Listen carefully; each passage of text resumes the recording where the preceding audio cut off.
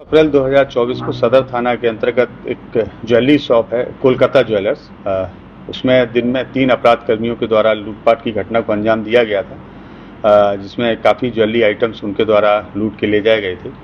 इसी घटना के आलोक में एक SIT बनाई गई थी, जो सिटी SP उनके नेतृत्व में बनाई गई थी, और DSP टाउन 2 और ASP टाउन और हम लोगों की जो DIU की टीम है और सदर थाने की टीम इसमें लगातार होमवर्क कर रही थी। और इस इन्वेस्टिगेशन के लिए हम लोगों ने पूरे शहर में लगभग 200 से ज़्यादा जो कैमरे हैं CCTV उन पर काम किया, और फाइनली एक जगह CCTV में हम लोगों की एक लोकेशन कैद हुई, जिस गली में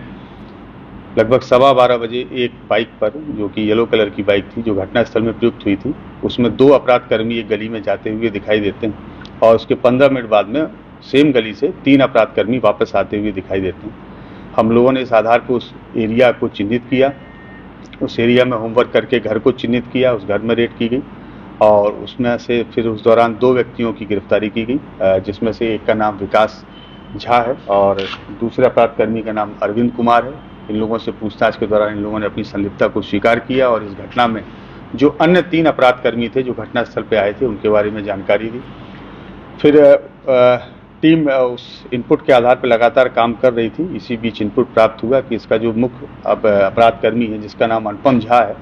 उर्फ रिपू झा, जो वैशाली के राजा पाकड़ के रहने वाले हैं और काफ़ी कुख्यात अपराध कर्मी हैं, और गोल्ड लूट के इन्होंने अन्य राज्यों में बहुत बड़ी बड़ी घटनाओं को अंजाम दिया है। उनकी लोकेशन जम्मू कश्मीर में कटरा के आसपास है। टीम वहाँ गई, कटरा के पास से इनको डिटेन किया गया और पूछताछ के लिए वहाँ से लाया गया। रास्ते में इनसे इंटरोगेशन हुआ, इन्होंने अपना अपराध स्वीकारा और बताया कि जो अन्य साथी हैं वो वाराणसी में है, और जो भी लूटे गए ज्वेलरी आइटम्स है वो वाराणसी में रखे हुए हैं। टीम ने बनारस में रेड की, लेकिन जो इनके 2 अन्य साथी थे वो तो भागने में सफल रहे, लेकिन एक ज्वेलर है जिन्होंने इस माल को परचेज किया था, उनकी भी गिरफ्तारी की गई है, जिसका नाम मनीष सेठ है। इसके अलावा एक जय हिंद मौर्य नामक एक अपराध कर्मी है जो उत्तर प्रदेश जौनपुर के रहने वाले हैं। वो बिचौलिए की भूमिका में थे, और उन्हीं का ही एक वहाँ पे फार्म हाउस है जिसमें बैठ के इस पूरी योजना को अंजाम दिया गया था।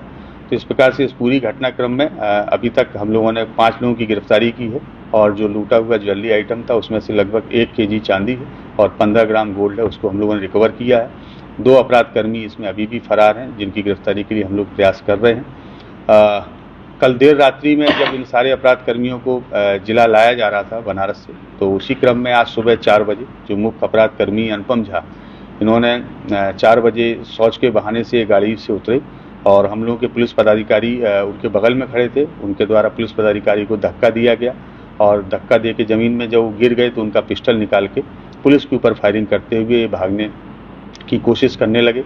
लगभग 8 राउंड गोली उनके द्वारा चलाई गई, जिसमें से 2 बुलेट्स हम लोगों की जो गाड़ी है उसके ऊपर लगे। पुलिस के द्वारा भी आत्मरक्षा नियंत्रित फायरिंग की गई चेतावनी देके, जिसमें से 2 गोली अपराध कर्मी अनुपम झा के पैर में लगी हैं, वो अभी इलाजरत।